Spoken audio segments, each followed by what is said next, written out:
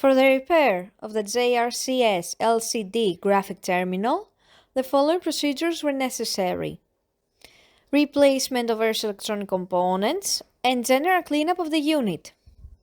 For testing, we add a 24-volt DC power supply, and as soon as we turn it on, the unit responds and the screen lights up.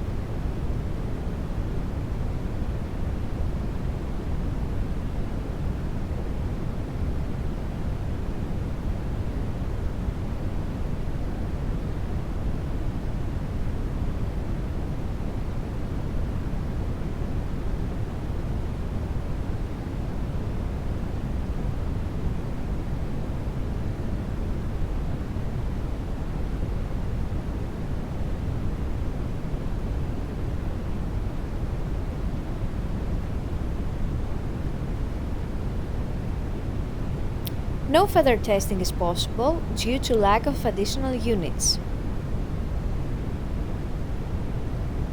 It is now clear that the LCD graphic terminal is working successfully and is ready to be delivered to the customer.